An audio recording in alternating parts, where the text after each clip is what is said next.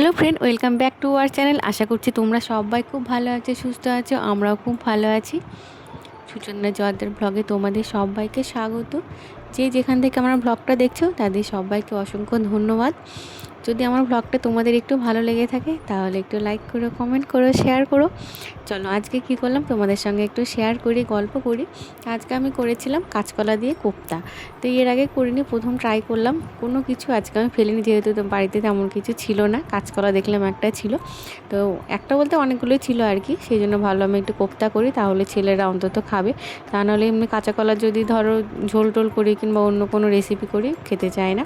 সেই জন্য ভাবলাম না বলেই যা করবো। একটু ধোকা দিয়েছিলাম এর মধ্যে। তোমরা যদি চাও তাহলে ওর মধ্যে একটু মটরের ডাল বাটাও দিতে পারো, একসঙ্গে আগে ভিজে, যেমন আর কি বাটাটা হয় আর কি, মিশিয়ে দেয়, সেভাবে করতে পারো। তো প্রথমে আমি প্রেসারে ধরো কাঁচকলাগুলো গোটা গোটা সেদ্ধ করে নিয়েছিলাম। আর যে খোসাগুলো দেখছো সেই খোসাগুলো নাকি খেতে খুবই ভালো লাগে। কাঁচকলার খোসা মেরে গিয়ে সত্যি খাইনি, তো আজকে একটু ট্রাই করলাম। তো এর মধ্যে যদি পেঁয়াজ রসুনটা দিতে পারো তাহলে বেশি ভালো লাগে। একটু কাঁচা রসুন, কাঁচা পেঁয়াজ দিয়ে একসঙ্গে পুরো ধরো কাঁচকলা যে তোমার খোসাটা আর কি, আগে তো সেদ্ধই হয়ে গেল। ধর আগে আমি সেদ্ধ করে পুরো ছাড়িয়ে নিয়েছিলাম কাঁচকলাটাকে। তারপরে ধরো তোমার ওই ধোকা দিয়ে তোমার কাঁচকলাটাকে ভেজেছি। আর এদিকে যে খোসাটা এক্সট্রা রয়েছিল সেটা দিয়ে একটু টমেটো, কাঁচা পেঁয়াজ, রসুন, একটু কালো জিরে সব কিছু দিয়ে বেটে তোমার ধরো একটু তেলের উপর ফোড়ন দিয়ে তুমি ভেজে নেবে আর কি, যেমন হয় আর কি। ধনেপাতা বাটাটা যেমনভাবে করে তেমনভাবে করবে, খেতে বেশ ভালোই লাগে। আর এদিকে ওই দিক বেটে নিলাম, আর এদিকে ধরো ঝোলটা বসিয়ে দিয়েছি। তো একটু বেশি ধরো ঝোল করিনি, হালকা পাতলায় ঝোল করেছি।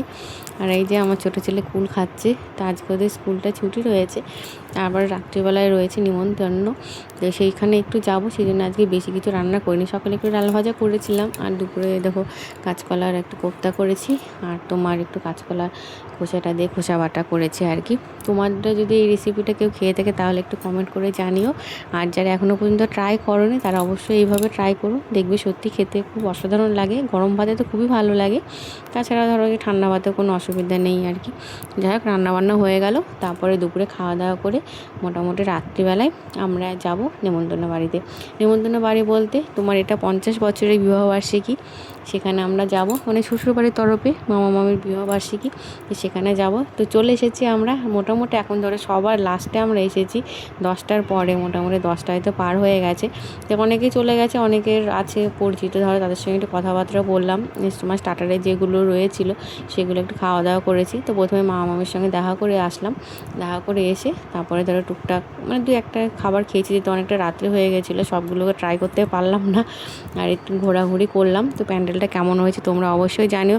50 বছর অ্যানিভার্সারি মানে বিশাল ব্যাপার এখনকার যুগে। আমার তো মনে হয় মানে 50 বছর একসঙ্গে জীবনে কাটানোটা কিন্তু মানে কঠিন ব্যাপার, কঠিন পরিস্থিতি আর কি, সময় সাপেক্ষে বলতে পারো। আগে কিন্তু মানুষ এতদিন থেকেছে, কিন্তু আমাদের পক্ষে কিন্তু সত্যি অসম্ভব। জানি না অতদিন বাঁচবো কি না। সত্যি অন্য কিছু চিন্তা ভাবনা না, বাঁচার চিন্তা আর কি, এই আর কি। যাই হোক, তারপর একটু সবার সঙ্গে ঘোরাঘুরি করে তোমার খাওয়া দাওয়ার কাছে চলে এসেছি। খাওয়া দাওয়া সেখানে অনেক কিছু আইটেম ছিল, মানে অতটা ধরো তুলে ধরতে পারলাম না। যাই হোক, তোমার লাস্টে চলে আসলাম পান নিতে।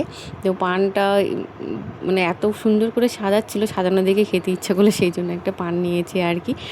তো আজকের মতো এই পর্যন্ত। তারপরে চলে আসলাম বাড়িতে। মোটামুটি দেখে বুঝতে পারছো সবাই মোটামুটি বাড়ি চলে গেছে, আমরাই বাকি রয়েছি। তো আজকের মতো এই পর্যন্তই। সবাই খুব ভালো থেকো, সুস্থ থেকো, টাটা।